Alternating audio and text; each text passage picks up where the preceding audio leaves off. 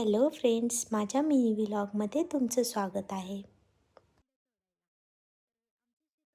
आजचे सासू म्हणाल्या, अस्सल मराठवाडी आमटी बनवायची, त्यासाठी कोथिंबीर घेऊन ये. तर आता मी कोथिंबीर घेऊन परत चालले. घाईमध्ये होते त्यामुळे कोथिंबीर काढतानाचा व्हिडिओ बनवला नाही. आजचे सासूंनी आमटी बनवायला घेतलेली. त्यांनी तेलामध्ये टाकून घेतलं खोबरं, लसूण आणि कढीपत्ता. तर खोबरं, लसूण आणि कढीपत्ता चांगला परतल्यानंतर त्यांनी त्याच्यात मसाले टाकले. घरगुती जे काळा मसाला असतो तो टाकला, लाल तिखट टाकलं आणि थोडंसं तेलामध्ये परतून घेतलं.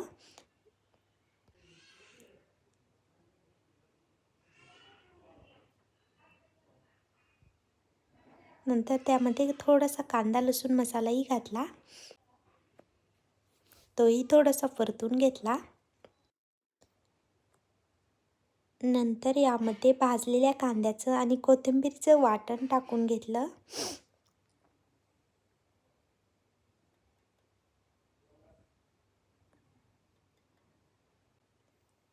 तेही थोडंसं तेलात परतून घेतलं.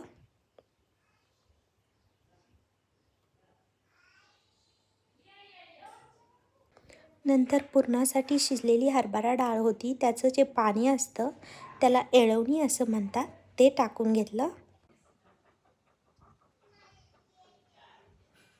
हे सगळं करता करता आजची सासू सगळ्या गोष्टी सांगत होत्या. आमटी कशी करावी, पाणी कसं घालावं, मग तर्री कशी येते, हे गप्पा मारता मारता त्यांचं चालू होतं.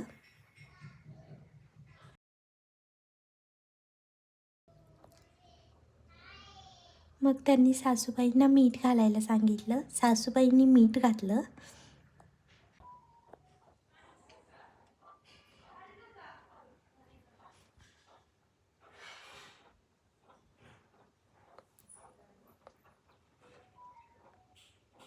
नंतर यामध्ये फुटाणे आणि बाजरीच्या पिठाचं बारीक केलेलं मिश्रण जे होतं ते घातलं.